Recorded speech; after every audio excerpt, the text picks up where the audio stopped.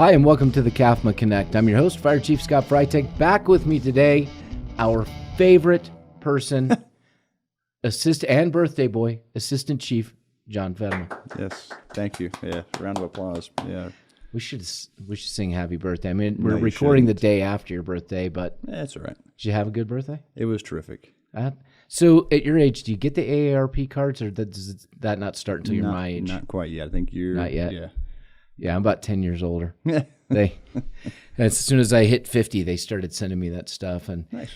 AARP and me, we don't see eye to eye on political things, so Sure. I just kind of tear their stuff up, throw it away. There you go. That's my feeling. So we have some stuff to talk about this week, but I wanted to hit something that is completely irrelevant first. Perfect. I'm glad I'm here today. I know. That's the tens of viewers. Yes. Nobody's going to watch us anyways. Yep. No, so it was interesting. Jen was out of town. I had to pick her up from the shuttle, and I had heard a lot of good things about the movie Top Gun, the new one. And so I thought, you know what? I'm going to go to the movie because that'll get out right before I have to pick Jen up, and she saw it over the weekend. And what was interesting, why I'm talking about this, is because the 2 years of pandemic time, really, we've talked about how it's changed people. Sure. And so I'm driving to the movie and I'm thinking, do I really want to go to a movie? I mean, I don't understand the concept. So you want me to sit in here and just look at the screen and not do anything else for 2 hours and just pay attention? And it's amazing how you reprogram over that 2-year period where I just got used to, I'm just always multitasking. I'm like, but what if somebody calls me on my phone and I need to take it? Or I get a text about work or whatever. I have to just sit here. And I was very uncomfortable with that. But I went, and then I didn't understand the kiosk thing because that's changed. And you had to pick a seat. I don't get that. But then that. You like picking the seat. I don't know. I looked at that, and then I picked the seat and didn't understand that I was looking at the theater upside down. Oh, no. So I wasn't where I wanted to be because I'm like, I don't understand the concept. It shows like screen. Like, it says screen. Oh, does Jonah, it? you're pointing out the obvious. Yeah. Just listen. Just listen. I missed that. So anyways, once the movie started, it was great to disengage and just engage with the entertainment from the movie and come out of it like, wow. I just sat there for 2 hours and was just simply entertained and didn't think about work and didn't think about the other things that I needed to accomplish. So it is truly amazing what can change and how you can be reprogrammed over that period of time. It's true, but I also think you're highlighting a personal challenge there in relation to always being here, always multitasking. True. We do appreciate when you drive down to the Capitol and you multitask down there. Because sometimes multitasking here means more jobs for Jonah, more jobs for me, more things to clean up. So more ideas, more things happen. Yes. So I don't know that all of us, found ourselves in that position, right? But I do appreciate you sharing. Yeah. That's where you found yourself. I just thought it was interesting, and I won't go into the doctor's office thing the other day, but let's just leave it as, people are getting back to normal, but not all people. Well, no. And so I'm waiting at the doctor's office to get some shots of my spine this week, and some folks walk in, and they're the only couple people wearing a mask in there, and they sit down and immediately start on I guess we're just throwing caution to the wind. We can't even, everybody's just sitting in chairs. And thankfully, right about that time, the nurse came out and called my name, and I'm like, oh, thank you. And I got whisked away to the back and didn't have to engage. Sure. Because they were sitting right next to me, and I'm like, I don't want to engage in this. But it's always fun when someone talks, not necessarily to you, right, but expecting you to be listening. Well, and they were speaking loud enough that they were trying to make a point for other people. Yes. And I won't. Well, we'll just skip what I was thinking. Wise. Yeah, I know. So, a couple things. One, good feedback with Chief Davis here recently when Jonah was throwing stuff at us. He should be back again. I did notice the number of views. And, that was Brad, you'll be back. Brad will be back because that was a recommendation, and Brad will loosen up and we'll have more fun. Sure. And I just kind of like the surprise element of it for us because Jonah's the one who picked every scenario and just showed it to us and said, okay, go. There you go. And I think there's other funny ones out there that you can look at. And you could start doing personnel problems as part of it as well. Oh, yeah. There's a lot of that. Yeah. Yeah, we could throw some of those out there, Jonah. Jonah? First, what do you do with this? Don't find anything that offends, though. Yeah. We could use that. There you go. But, there's it wasn't a video. It actually happened where I'm from in St. Charles. And where I'm from in St. Charles, Missouri is different than in Prescott. In Prescott, we have a lot of cows. Sure.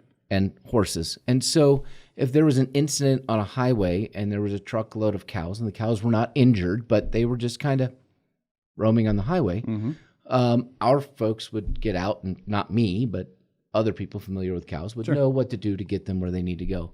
When that happens in a place like St. Charles, where you don't have that, you have a bunch of firefighters and police officers out there with cows running amok.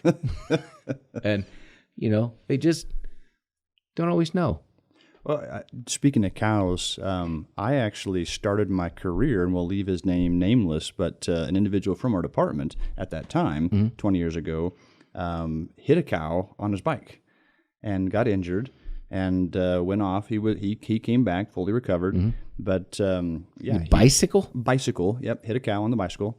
I think he broke his arm at the time, and so Dennis Brown got promoted to his position, or at that station, right? And then I got promoted to a day's position. So yes, cows are very much a part of this organization, my career, and certainly the highway. They're a staple. Yes. Yeah, at dinner as well. Yes, I love cows. I like cows. Cows are good.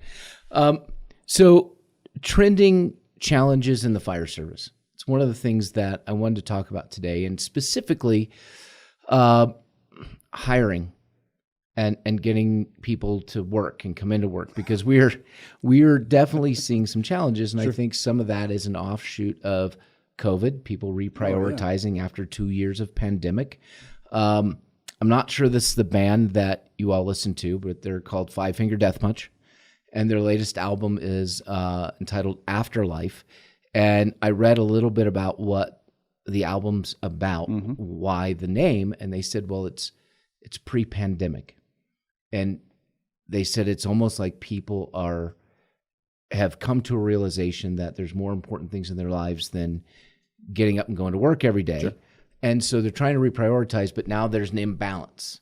And so I think we see that today. And I also want to say, in emergency services, I think our folks are just tired. Sure. No, I think there's a lot of factors that go into it, like you say, and I think some of the challenges, just even our own staffing, we, folks come in, come out, we try to, plan for those staffing challenges, but you look at how long it takes to hire, train, and get somebody on an engine. It takes quite a while. We can't just, put out an advertisement and hire somebody. No. We really got to try to, plan it ahead of time, and we have highs and lows, where sometimes we're down personnel. Injuries. You look at the injuries and all that kind of stuff. I think that goes a lot to some of the fatigue that we see when folks are being mandatorily held, which is something we don't want to do. We try to avoid that, but unfortunately, there are times when we are forced to do that because, again, we can't shut down. We can't put a sign on a station and say, you know what, we're no help today. It's not like a restaurant. We have to be responding, and that's just creates some of those staffing challenges. I think, like I say, that creates some of that fatigue. Tie into that, we are seeing a challenge in hiring. And I'll go back. You look at when I got hired, I was taking my degree for fire science at Yavapai College. And when I first started, after high school, I could sign up the day before the class, started. And being that I'm an expert procrastinator, absolutely, I usually did that. I would come in the day before, like, oh, I actually want to go to that class. Like, good job, bud. Here you go. You can go in. And after 9/11, I was still in my process for my degree, but it was interesting after 9/11, those classes filled up immediately afterwards. Right. Immediately after they were released, I could barely get in. I did my normal procedure, sign up right before the class started, and they're like, but this class was full a month ago when we opened the class. Like, right. Are you kidding me? What changed? Well, I think there was a huge dynamic and an influx into the fire service, the military, which was awesome. It was needed. Mm-hmm. We are, I think, kind of declining in terms of the interest in public service, the interest in the fire service, the interest in probably even the military. I don't know what those numbers are, but I guarantee they're seeing the same thing that we are. And it is becoming more of a challenge. I was at an event over the weekend, and somebody talked about the Phoenix Police Department, and they typically have 40 people going through a recruit academy. And what I was told was the last academy they had 4. So wow. It seems that after 9/11, you had this sense of pride in service, right? This patriotism. If you didn't want to go in the military, you wanted to go into law enforcement, you wanted to go into fire, into EMS. You wanted to serve your community. And for quite some time, we had people lined up to get into programs or to put in applications for positions. We didn't have to do any work for it. No. And I mean, when I went to EMT and paramedic school, it's because, okay, I need a career. Sure. This is something that I need to do. And so, and I worked really hard to get through there and come up with the money to pay my way. And today we're actually looking at programs where, okay, well, how do we give students scholarships to convince them to become EMTs? Well, you're trying to convince people, like, no, you really can do this. Yeah. It is good. Truly it is. You can do this job. This is a great profession. Yeah. And that's what we're trying to get across to people, is that it is a great profession. But we're seeing people that leaving and not because of anything, and not just our organization, but saying, you know what, there's something more out there for me. Yeah. I've done 5 years in the fire service. I think I want to go travel Europe. Sure. And we've just never experienced that before at this level in the fire service. And the question for us as people who are charged with managing this organization, our personnel, what are we looking at? What are we going to have to do for recruitment and retention? And I was talking to Chief Duro with Prescott last night, and someone said, Chief, when you hire 12 for a new station, 12 personnel, is that enough? Where does that number come from? And he said, I almost think that might be 1980s, 1990s thinking anymore. Sure. Yeah. That, okay, we're filling out 4 per shift, but if nobody's going to work the overtime or we need to have constant staffing somewhere, do we need to hire 14 people instead of 12 just to fill the ranks? And great, now we know the number. Hey, maybe we should do 14. He needs to hire 9, and he had 12 people interview. Yeah. Where's the numbers? And it's not just about larger numbers. You want good people. The quality. Yeah, absolutely. But statistically, the lower numbers, the fewer quality applicants. And so how do we drive that? And we bantered back and forth because, CAFMA has gone the route of we're not mandating firefighter 1 and 2 anymore. Sure. And so that's going to change the dynamic. Yeah. They're already using the National Test Bank, whatever network that is. Yep. And I said, well, as we move towards hiring, and we'll talk about that in a moment, we're not going to have the firefighter 1 and 2, so it'll be interesting to see if our numbers are any better than Prescott's numbers because we don't have the firefighter 1. It'll be a good comparison. No doubt. Yeah, like you say, it'll be interesting to see how many of those, in the application pool don't have it. And I know it was interesting. I was talking with Dustin and Eric, and went and sat down in their office yesterday and said, well, we may be doing an academy sooner than originally I discussed with them.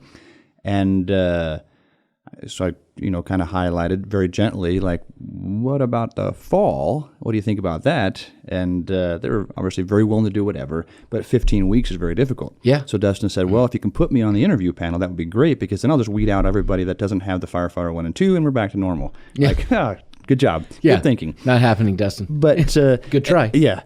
Good idea. But it'll be interesting to see, in that pool, do we get a larger number? And at the end of it, for that hiring group, obviously somebody that's gone through the 1 and 2 has an interest. But at the same time, if we can gather people into the application pool that just haven't gotten there yet, and haven't made that commitment to go and do it, maybe that'll just help us with the overall numbers and helping hiring quality candidates. Well, and the difficult there's a couple of difficult parts of this that people need to understand. One, we put in for a SAFER grant to hire 5 brand new positions. They're not to backfill. Sure. It's to bolster the numbers in the organization because, again, for years the fire service hired the very minimum number that we needed, and that created problems with us. And now we don't have the backfill that we need. So we were going to wait until we heard about the SAFER grant. And historically, when we've received SAFER grants, it's usually second or third round, which means January, February 2023. Sure. We've had a couple of firefighter resignations that we didn't expect this week, and for a couple of different reasons. Sure. But that drives us up, that number up from the number of shortages you had to, okay, well, we had those 2. We have somebody leaving the drop early. We have this. Yep. Good news, we have a great partnership with the YRMC, so community paramedics is going to continue. But that means we have to bring somebody in to fill a spot. Yep. Well, all of a sudden, we're already having trouble backfill. Being down 5 or 6 additional positions is a challenge. And it was interesting. I was talking with Brad actually just the other day, and it was almost like we were just feeling like we could take a breath. We had a plan on how we were going to bolster staffing and all that kind of stuff. And situations change. Environment changes. Like, just when you think you're going to take a breath, we got to respond and deal with the reality of what we're dealing with. And so we'll make the adjustment to the plan and move forward. But like I say, part of it is figuring out how do we get the folks here. And some of that is advertising. Some of it is changing the way we do business, how we do an academy, and will that help us? And it's an experiment. We're going to see. Yeah. One of the things we are going to do this time, because we quite honestly, as an organization, we've fallen short in our recruiting efforts every time we've done a recruiting effort. And that's a challenge. And one of the things that I didn't realize last time, somebody said, I can type in firefighter hiring and CAFMA doesn't even come up. And that's when I took that to Jonah, and he came to me and he's like, hey, it's because you didn't get me involved on the front end. we can optimize the search engine. And I'm like, I didn't even know that was a thing. What does that mean? Yeah, I don't. Jonah knows. And I did something recently that will make it even better, but I'm not going to talk about it right now. Okay. So perfect. Jonah's done some cool stuff behind the scenes. Wizardry. It's magic. But when I talked to you this week about, okay, if we're going to do a process, because what this means now is if we do a process earlier, that means we have to run a 15-week academy now, finish it by the end of the year. And this is time consuming. It's almost the end of June. If we want to have a 15-week academy done by the end of the year, 6 months seems like a long time. And it is if you're hiring an HR manager. Sure. It's not if you're hiring new firefighters and have to put them through an academy. But that means we're going to have to run almost 2 academies back to back if we're successful with the SAFER grant. Sure. The other challenge that goes along with it is just getting equipment, turnouts, and other equipment that are necessary for the firefighters.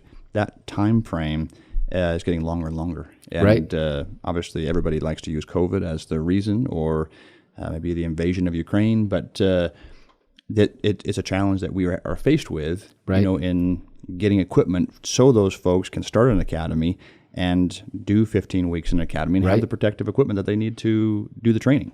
That is supply chain issues are definitely a problem with trying to get people up and running in the field.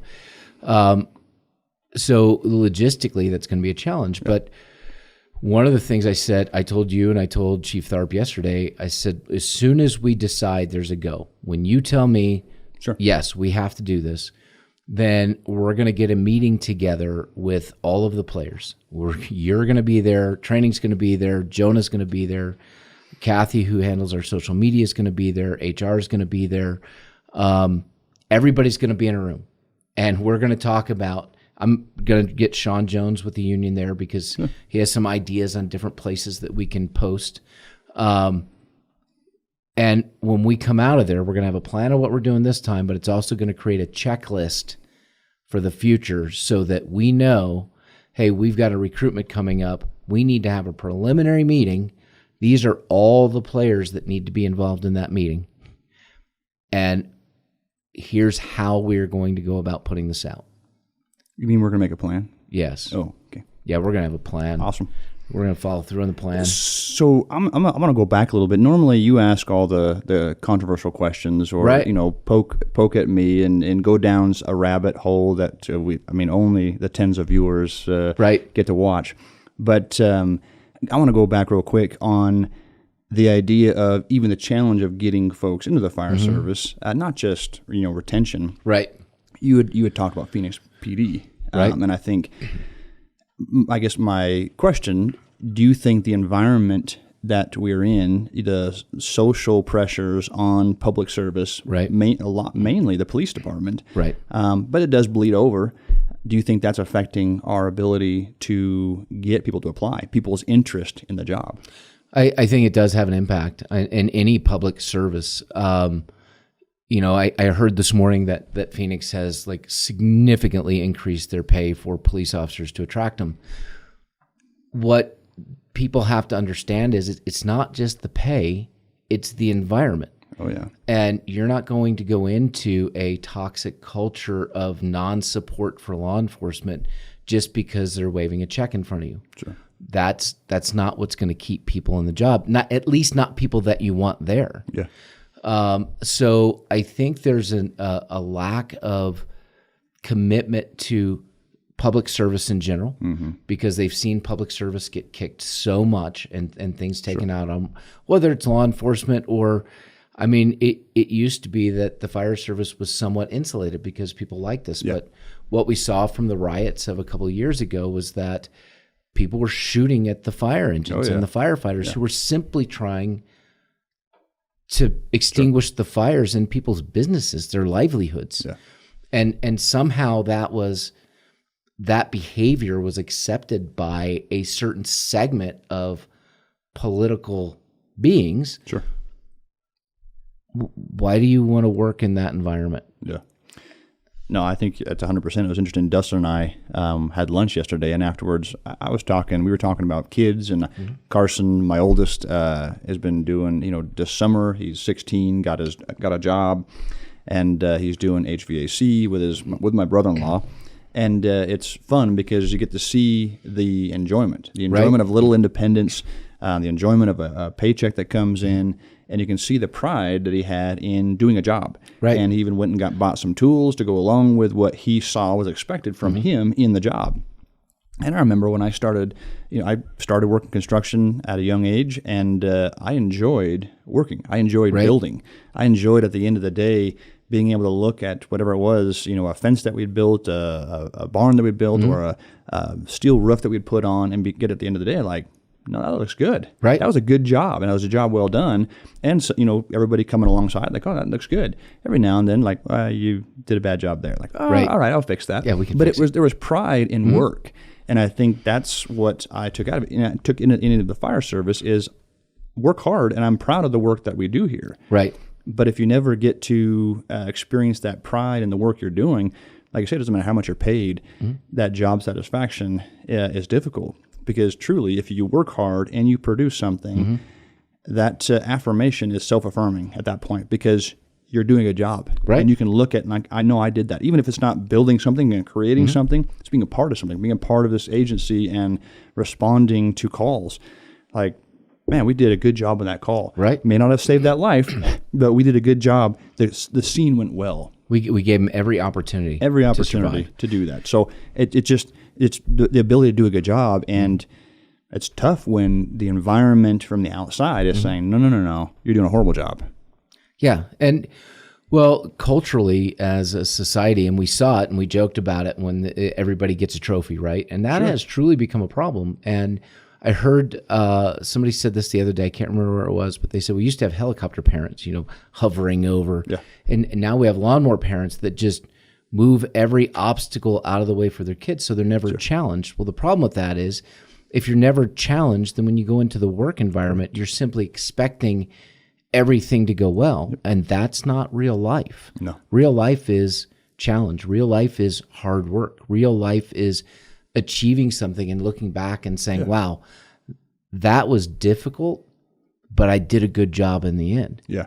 And I think real life is winning and losing. Right. And I was reading an article the other day, and it was talking about resiliency related to kids who've grown up playing sports. And I can see it even in my own kids, just playing sports and playing baseball. They win and lose. And sometimes you get up to a plate and you strike out. There's a failure at the plate. And you have to walk back with your head down to the dugout like, man, I'll hopefully get it next time. And that's, as coaches, that's what we're trying to, even as a parent, you're trying to encourage. Like, no, get the next one. Or go out there and get it in the field. Yeah. Yes, you had a little heartache right there because you struck out or whatever happened, but go get the next one. Yeah. And you see that resiliency from winning and losing. Winning humbly and losing graciously. We tell the boys that all the time when we go out there and coach on them. This is what we expect from you. And the resiliency that you're building here will pay dividends when you grow up. Right. Well, and again, cultural shifts. And when we talk about sports, you see the way that you coach, which is very respectful. Hey, you know what? You're going to lose sometimes. Sure. But then in other sports or other areas, you have parents in the stands who come out and get in the face of teenage umpires or coaches or no, let your kid fail. Yes. Let them make you can't pick them up all the time. And dust them off. You can provide that support. Hey, you know what? You're right. You missed the mark. And that's part of being in this career field is that you have to be a responsible person here. Yeah. You are going to make mistakes. You're going to fail, but you have to pick yourself back up. Not every scene is going to go the way that you want. You're not going to save every house in a structure fire. Not every promotional opportunity is going to go the way you want it also. And you're going to have somebody that may tell you, no, not yet. The time is not right. And that's exactly what we do in this organization. Sure. And some people choose to take that and grow with it. Yeah. And some have not, and they're no longer with the organization. Sure. But that's simply reality. You don't get everything that you want. But people are seeking more of a work-life balance, and I get that. I mean, we joked about Top Gun, and you said, you have a deeper issue here, and you're not wrong.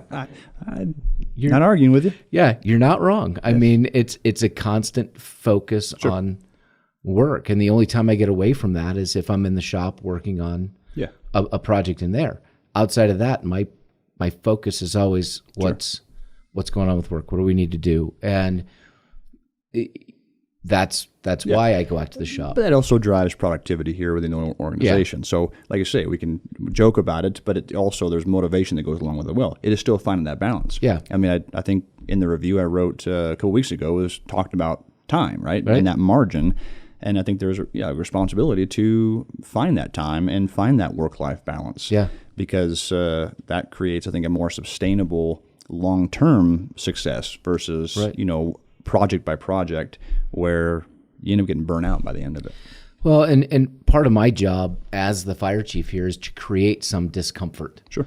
And pushing to move forward. Some. Yeah, some.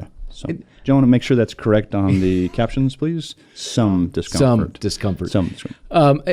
At the same time, providing support so we can get things done. Yes. And, that's one of the challenges that we have today is funding for fire districts because you and I can see, we need more people on the engines. We need them in the field. We need another 24-hour engine today, but because of the way that we're funded under a regressive tax structure, it's going to take 4 years of incremental tax increases and hiring incrementally to get the one 24-hour engine based on today's data. Yeah. Data 4 years from now is going to say, hey, guess what? Now you're behind 2 or 3. And if you look at what we've the last 4 years and the increase in call volume, like you say, we were absolutely going to be behind. It's just the nature of it at this point. And then at the same time, we have internally, not just on the ops side in the field, but as that grows, so do the responsibilities for the non-ops side of the house. And we're a system. If one side's not working, the other side's not working. So with Jonah, he is tasked with dealing with the podcast, which takes away from his primary role as the tech services manager, which has a significant workload. Kathy is doing all of the social media and multitasking these other things. Michael Freeman. I mean, we could go on down the list. The fact of the matter is that the whole agency needs to grow. We need to be able to fund positions so that Jonah can focus on his primary role, not have to deal with this. We need to fund positions so Kathy can focus on whatever role hers is, and somebody else is dealing with these. Because we're also falling short just in public education, quite honestly. Yeah. We have a significant number of new assisted living homes coming into the area, a significant increase in population of retirees, yet we have no educational programs for elderly fire safety, elderly slip, trip, and fall prevention. Sure. And those are things that we are responsible for. Yeah. But because of the workload and the lack of funding, we don't have the time or the people to focus. And like I say, it's not just throwing people. It's throwing people at projects. And as we grow, those projects expand and those responsibilities expand, and just finding that balance. No different than non-operations and operations, is finding that balance with the jobs that are being done. No different than you look at trying to help alleviate the workload of the hydrants, on the engines as the call volume increases. It's trying to build incrementally, which is very difficult with the tax structure that we have. We are in comparison to the growth of the community. Sure. If you compare what we're doing funding wise versus the community, we are going to be behind, and maintain that being behind. Right. If we can't get some kind of assistance with it. And we've really been struggling right now on the operations side with staffing, not just the engines, but it's wildland time of year. Yep. And let's face it, year-round is wildland time of year. But there are times where it's more severe, and that would be now. So we're trying to staff severity when we need. And severity is putting up a brush unit or putting up a water tender, something, staffing those additional pieces of equipment. But we also still have the transport ambulance challenges, which means, okay, now we're trying to staff up a rescue, calling people in on that. And we have people injured on the engine, so we have to backfill for those positions, and it's a challenge. Yeah, and I think it goes back to the fatigue, felt in those positions. So, trending in the fire services, we need to change our hiring. Yeah. And by change, I mean, hey, our model of 12, like Chief Dura said yesterday, may not be 12, may actually be 14 based on the workload that we have. We have to change the way that we promote this profession, because we really need to promote it as a profession and the opportunities that it brings with it. Because I think that's the other part of it is, as we've become busier, we're spending less time in the schools. We're spending less time with people getting to know us and about the career. Yep. And so we need to figure that out. And we're working on that with potential cadet program modeled after Chandler Fire Department. Yeah. Again, now we're asking people in the field to double up and take on a program that really requires somebody focused on it in the training division. But that means we need another person in training, which we don't have. Nope. So there are a number of things that we need to consider. It's getting people interested in the career field. It's bolstering the numbers within our ranks, because we're burning our people out too quickly, and we need to be mindful of that. But that requires more folks. Sure. And we need to do something about the regressive tax structure that we're funded under. Sure. I didn't realize I knew there were about 144, 145 fire districts in the state. Take a guess how many municipal departments there are. Municipal fire departments. No idea. 35. Yeah. So a majority of the state, now your most populated areas. Sure. Yeah, they make up the largest portion. Yeah. But the majority of the state, if you're traveling through the state of Arizona, you're traveling on highways covered, quote unquote, by a fire district who's completely underfunded, who may or may not be able to respond, because solely relying on property tax is regressive, especially under Prop 117. Yeah.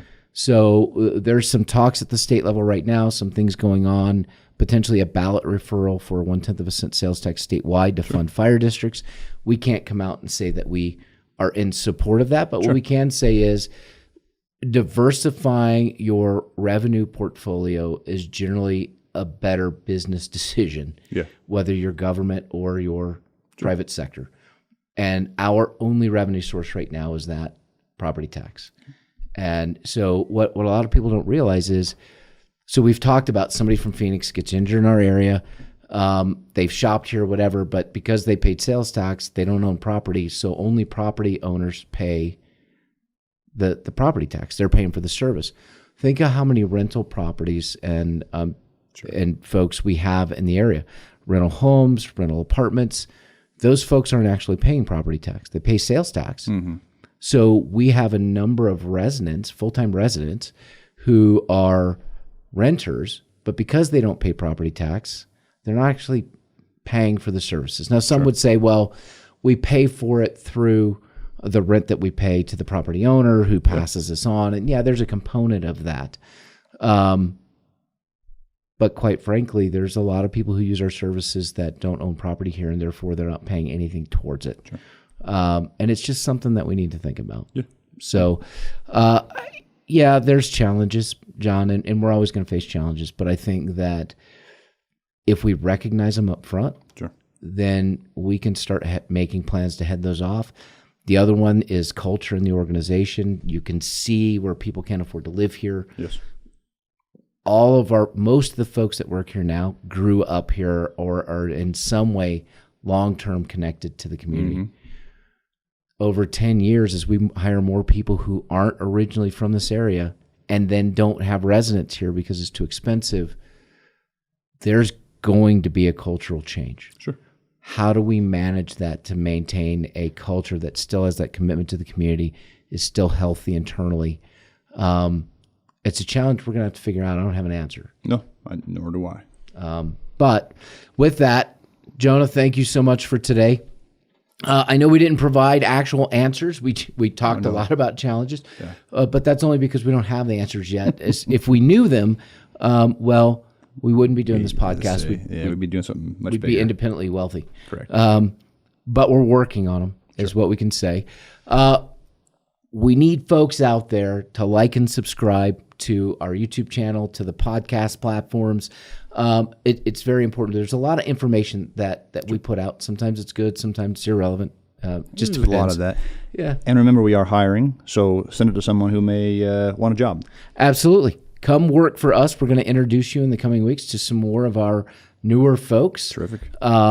We were scheming that today, who we were going to tag.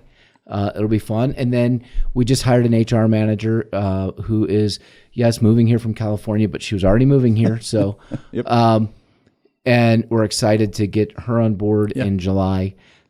So we welcome her to the CAFMA family, and we'll certainly have her on once she's full-time here. But again, like and subscribe. Next week, Jonah, have no idea what we're doing, but we're going to do something fun, and we definitely want to go back and do that with Brad Davis again, where you just throw stuff at us and see what we can do. All right? John, thanks for being here. Happy birthday again. Yeah, thanks. All right, till next week.